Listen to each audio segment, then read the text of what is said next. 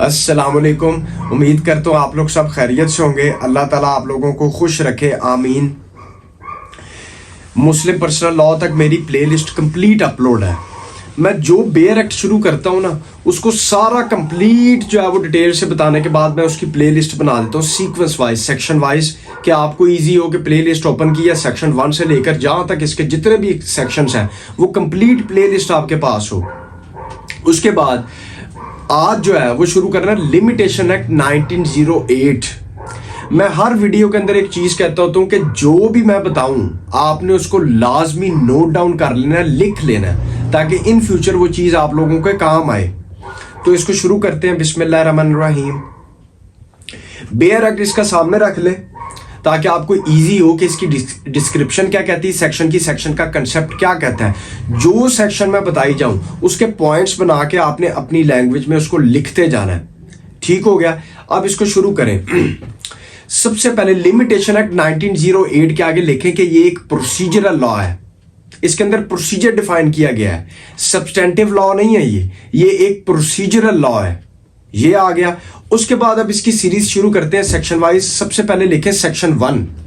Section 1 आपको बताता है कि show, title, extent and commencement. ठीक हो गया। सेक्शन 1 के अंदर लिखा हुआ है it extends to the whole of Pakistan, पूरे पाकिस्तान पे एप्लीकेबल है। नंबर 2 पे लिखा हुआ कि ये एनफोर्स कब हुआ, नाफजुल अमल, कब ये इंप्लीमेंट हुआ, कब अमल दरामद में आया, कब अप्लाई हुआ। तो वहां पे डेट लिखे 1 जनवरी 1909, 1 जनवरी 1909। उसके बाद पॉइंट इसके अंदर ही 1 के अंदर ये लिख लें कि ये सिविल के ऊपर भी है और क्रिमिनल के ऊपर, दोनों के ऊपर, सिविल और क्रिमिनल दोनों के ऊपर ये लिमिटेशन एक्ट एप्लीकेबल है। दोनों के ऊपर अप्लाई होता है, दोनों के ऊपर, सिविल भी और क्रिमिनल भी। उसके बाद अगला सेक्शन 2 है। सेक्शन 2 एज यूजुअल डेफिनेशंस के हवाले से है। इसके अंदर आपने एक चीज नोट कर लेनी है कि इसके अंदर लिमिटेशन बताई गई है कि पार्ट 2 के अंदर कि सूट्स के हवाले से, अपील्स के हवाले से, एप्लीकेशंस के हवाले से, रिव्यू के हवाले से, रिवीजन्स के हवाले से, ये सारी उसके अंदर तरतीब बताई गई है। ये इसके अंदर आ जाता है, कवर अप हो जाता है। उसके बाद अब मेन जो चीज यहां से शुरू होने लगी है वो है सेक्शन 3। सेक्शन 3 को देखना। सेक्शन 3 कहता है कि dismissal of suit etcetera instituted etcetera after period of limitation. इसमें यह कहता है कि एक दावा, एक सूट फाइल हो जाता है और वो टाइम पीरियड के बाद फाइल होता है। कि मिसाल के तौर पे आपने एक सूट फाइल करना है 1 साल के अंदर, तो 1 साल से ज्यादा का टाइम हो जाता है, 1.5 साल हो जाता है, 2 साल बाद सूट फाइल करते हैं, 3 साल बाद फाइल करते हैं। तो वो सूट जो होगा वो कोर्ट एंटरटेन नहीं करेगी। वो क्या करेगी, वो उसको डिसमिस कर देगी on the basis of time barred, कि आपका जो दावा है वो ज्यादुल मियाद है, ये well with in the limitation नहीं है, ये लिमिटेशन इसके अंदर हिट कर रही है। लिहाजा आपका दावा इतने पीरियड की लिमिटेशन के अंदर फाइल होना था, वो अब फाइल नहीं हुआ। 1 साल का, मिसाल के तौर पे 1 साल का टाइम था, उसने 2 साल बाद फाइल किया, 3 साल बाद फाइल किया, तो कोर्ट उसको एंटरटेन नहीं करेगी। कोर्ट उसको क्या कर देगी, खारिज कर देगी, डिसमिस कर देगी। उसके बाद आगे इसका पॉइंट लिख ले, नोट, NOTE। नोट दे के आगे नीचे पॉइंट्स बना ले कि एक सेंस के अंदर सेक्शन 3 की एक एक्सेप्शन है, वो है सेक्शन 5 लिमिटेशन एक्ट की। उसमें यह कहता है कि इसमें सेक्शन 5 में आगे बताऊंगा कि उस सेंस के अंदर आपको कोर्ट एक्सटेंशन दे सकती है, आपको एग्जम्पशन मिल सकती है, आपको उसकी बेस के ऊपर कोर्ट कह सकती है कि ये इसकी एक सफिशिएंट कॉज थी, ये इसकी रीजन थी जिस वजह से ये सूट फाइल नहीं कर सके विद इन द टाइम। तो इस सेंस के अंदर इसको जो है वो टाइम दे दिया जाए, टाइम को एक्सटेंड कर दिया जाए, अब केस को सुना जा सकता है। तो वो सेक्शन 5 के अंदर कवर अप हो जाएगा। फिर उसके बाद आपने एक लफ्ज सुना ना, बार बार सुनते हैं सिविल की प्रैक्टिस के अंदर, कंडोनेशन ऑफ डिले की एप्लीकेशन दे दो। जल्दी जल्दी डिले आ गया, यहां पे कंडोनेशन ऑफ डिले की एप्लीकेशन दे दो, इसको डिले को कंडोन कर लो। कंडोनेशन ऑफ डिले क्या होता है, अब यहां पे इसको लिखना।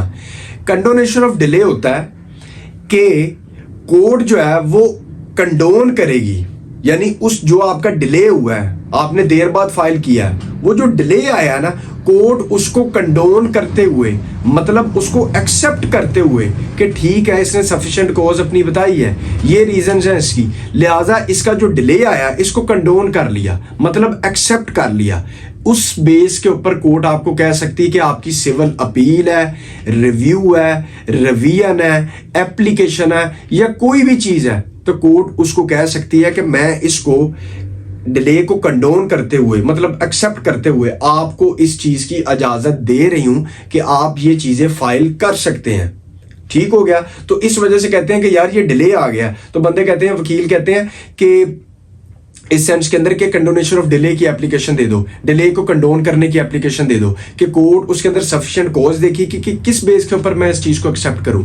वो अगर उस चीज पे मुतमिन हो जाती है तो कोर्ट उस डिले को कंडोन कर लेगी, एक्सेप्ट कर लेगी, फिर उस बेस के ऊपर आपको इजाजत मिल जाएगी, परमिशन मिल जाएगी कि हाँ इस बेस के ऊपर आप सूट फाइल कर सकते हैं, आप civil appeal, review, revision file कर सकते हैं, डिले कंडोन हो चुका है, एक्सेप्ट हो गया, इसकी इजाजत आपको मिल गई है। ये आ गया। उसके बाद आज सेक्शन 4 तक पढ़ना है। सेक्शन 4 के अंदर आपने लिख लें, सेक्शन 4 कहता है कि procedure where court is closed when period expires. तो इसके अंदर सिंपल सा कंसेप्ट है कि जिस तरह नॉर्मल एज यूजुअल छुट्टियां आ जाती हैं, कोर्ट्स बंद हो जाती हैं, तो इस सेंस के अंदर क्या होगा कि एक प्रोसीडिंग्स है, क्या वो प्रोसीडिंग्स दोबारा वहीं से शुरू होंगी कि जहां पे छोड़ी गई है वहां से शुरू होंगी या दोबारा से शुरू होंगी, ये क्या चक्कर है। तो इसमें ये कहता है कि कोर्ट छुट्टियां आ जाती हैं, कोर्ट्स बंद हो गई, ठीक है, उसके बाद जहां तक आपकी प्रोसीडिंग्स थी तो कोर्ट जब रीओपन होगी उस छुट्टियों के बाद, ठीक है, तो वहीं से जाके प्रोसीडिंग्स का आगाज शुरू होगा। फॉर एग्जाम्पल ईद की छुट्टियां आ गई, जहां पे आपकी प्रोसीडिंग शुरू की हुई थी, कोर्ट्स बंद हो गई, जब कोर्ट्स छुट्टियों के बाद रीओपन हुई, दोबारा ओपन हुई, तो वहीं से प्रोसीडिंग स्टार्ट होना शुरू हो जाएगी। ये नहीं कि आपको शुरू से करनी पड़ेगी, वैसी कॉमन सेंस की बात है। इसके अंदर कोटेशन भी हर लॉ के अंदर, बल्कि सारी लॉ के अंदर एक प्रोविजन है कि ये एक कोटेशन है कि law is nothing but a common sense, कि कॉमन सेंस आपकी जो कहती है वो लॉ है।